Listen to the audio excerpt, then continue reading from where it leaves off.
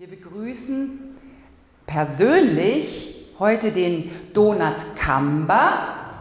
Können wir schon mal klatschen, oder? Er ist extra aus der Schweiz angereist. Und den Leo Silvius.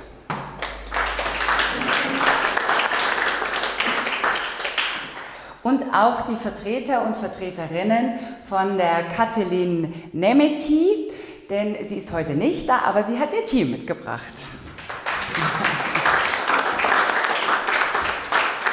Sehr schön. Also noch ganz kurz vorab, wie gesagt, die Geschichte mit dem Reisen. Also wir befinden uns heute auf einer kleinen Reise hier von Deutschland. Weiter geht's in die Schweiz, in die Niederlande, dann nach England, Ungarn bis nach China. Also wir haben heute wirklich eine weite Reise zu tun und das Spannende ist auch immer bei diesen Ausstellungen hier, finde ich, dass das auch immer sehr was mit Freundschaft zu tun hat. Also mit Zusammenkommen, ja, und mit großen Lehrern, dass jeder von uns, der künstlerisch tätig sein darf, irgendwann mal mit seiner Kunst und seiner Kunstart und seiner Kunstgattung in Berührung gekommen ist.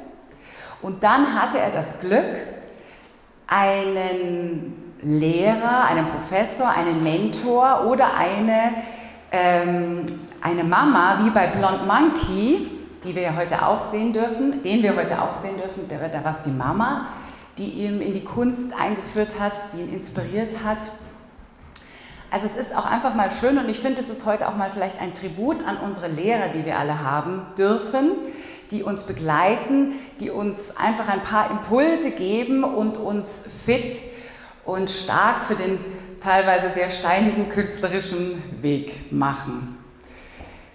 Und dann geht es aber weiter, und zwar wir hören dann eben nicht auf, sondern, also hier dieser schöne Spruch aus Torquato Tasso, in der Stille entwickelt sich das Talent, aber letztendlich, am Ende des Tages, prägt das Leben unseren Charakter. Und das Schöne ist, dass wir, wenn wir weitergehen dürfen, von unseren Lehrern in Dankbarkeit uns verabschieden, dürfen wir als Künstler weitergehen und dürfen unsere eigenen Wege gehen. Und das finde ich gerade bei dieser Ausstellung, bei dieser Freundesausstellung aus aller Herren Länder, ein ganz, ganz schöner Aspekt, dass wir Künstler und Künstlerinnen sind, die wirklich ihren eigenen Weg gehen können. First of all, I thank you, all the guests. Well, we have 4 artists here and 2 artists are present. I will try to talk about each artist very briefly. First, I will begin with Blonde Monkey, the artist who has created this piece and other similar pieces you see in the halls. Blonde Monkey and his pop optic art. This is how I have described his art and in different magazines in China, Chinese magazines, in Austrian art magazines. The young and upcoming artist Blonde Monkey combines 3 art genres at once: pop art, up art, and a very unique symbiosis of the two. So in pop art, artists use familiar forms such as the human body, fantastic figures, and comic book forms in their art. This makes the art look contemporary and sensational. The bold colors and comic book characters, celebrities, and unidentified sculptural body shapes provide great scope for artistic creativity. So I would like to refer to this piece I find it quite interesting for different reasons. First, when you look at it, you are, let's say, taken aback by the bold colors and the loud colors which are used. It is called Regentant, but the first moment I see it, it reminds me of a, let's say, modern hero character, like Wonder Woman, for instance, okay? The second time I see it, it's just like a dancer, as the name says, Regentant, for instance. But when I look more closely, I see something else. If you look at the arm, you see the cross signs. Also, on her chin, you have the cross. But most importantly, on the private parts, at the bottom of the painting, you see the cross, okay? And at this part, this cross is like a shield. It is like a shield. What kind of shield? Usually these kind of shields you see on the shields of the crusade soldiers, okay, in medieval period especially. So I find this art interesting because of its, let's say, deconstructive message. Somehow we have a woman as a warrior, but this warrior is different from others. And the shield, especially, is shown on her private parts. So the creativity of Blonde Monkey was certainly cradled in his when he was quite young, as his mother worked on abstract collages in her small shed in the garden and decorated the walls with them. At the back of all these paintings, it is written in the memory of Xaverina, or Xaverina, his mother, okay, at the back of all the paintings. So we see the clear influence of his mother in his paintings. And I would like to draw your attention to other forms, that is, that painting you see there, the girl with a pearl. So it is this black and white piece. This piece is in intertextual connection with Vermeer's The Girl with Pearl Earring, okay, the famous painting.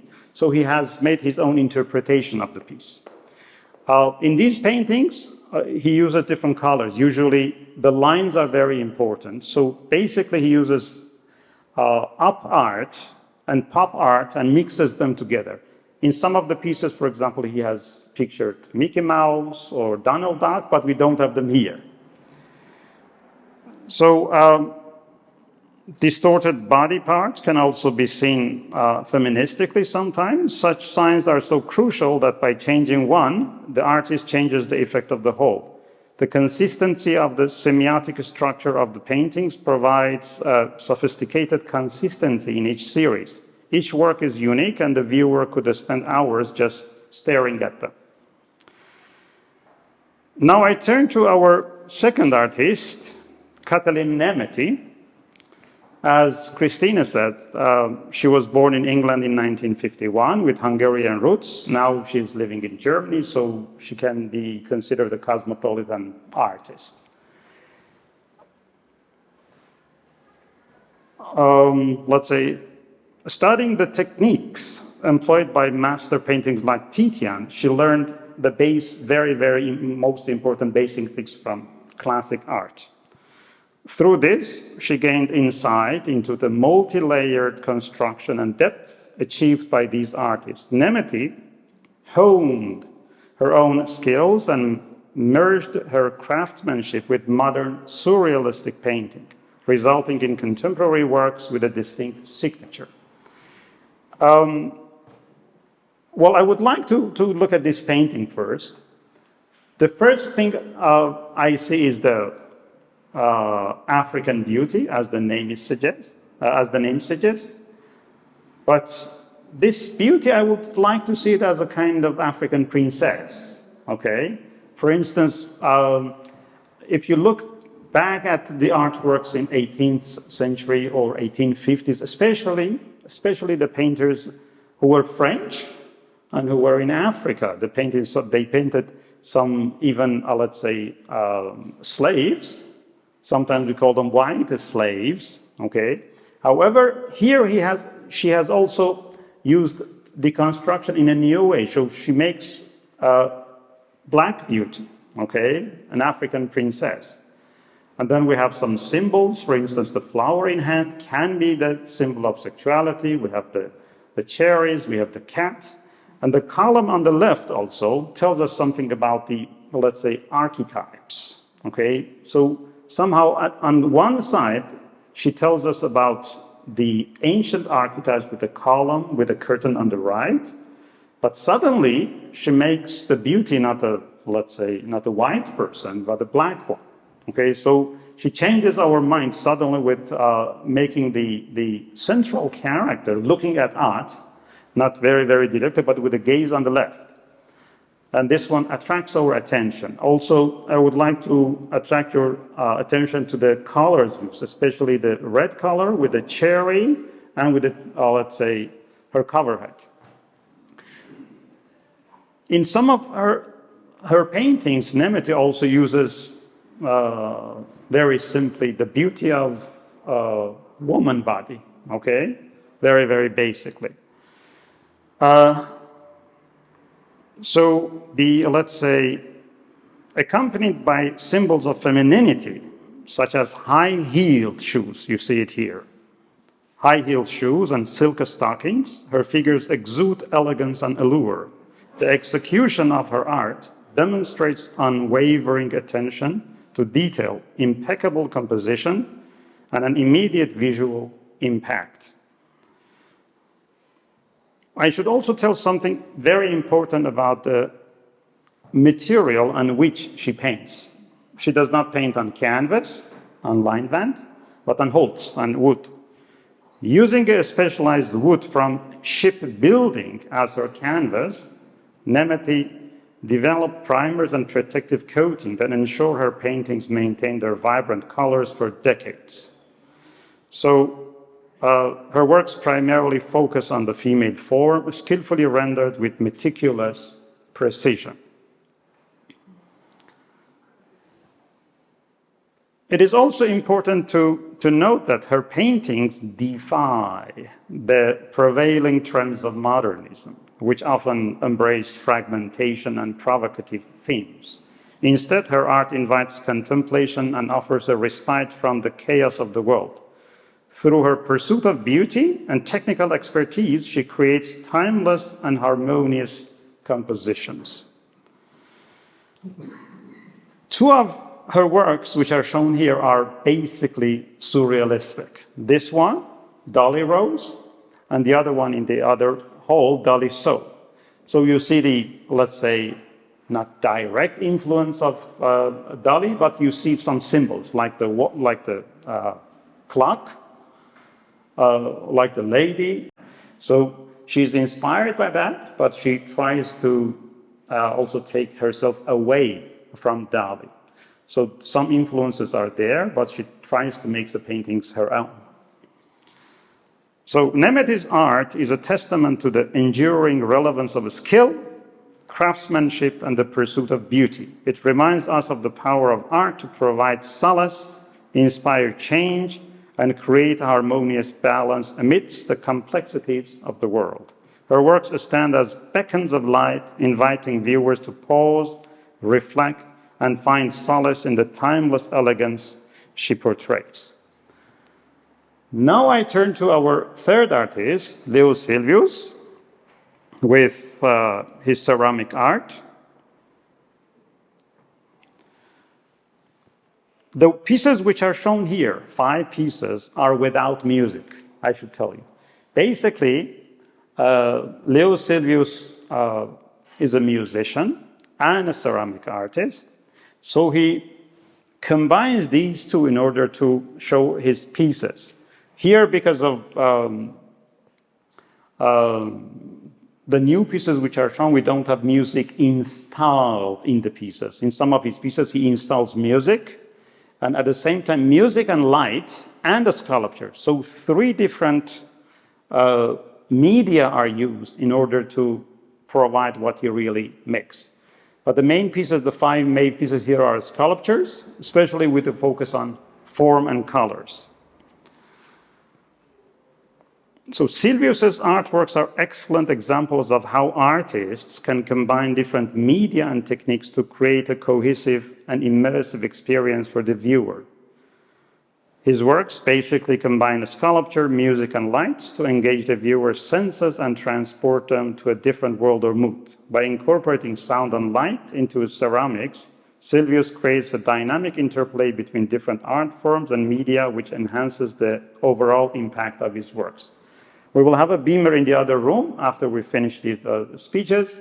We will have a small video of his music and his sculptures. So his artworks also invite viewers to participate actively in the experience, as they can move around the space and see the artworks from different angles or perspectives. When you see the pieces, do not just look at them from one perspective. Walk around, also above, also from, because you can see inside the pieces as well. This dynamic relationship between the viewers and the artworks creates a sense of intimacy and connection that is unique to each individual. By encouraging the viewers to interact with his work, Silvius creates a more personal and meaningful experience that goes beyond the mere visual appreciation of art.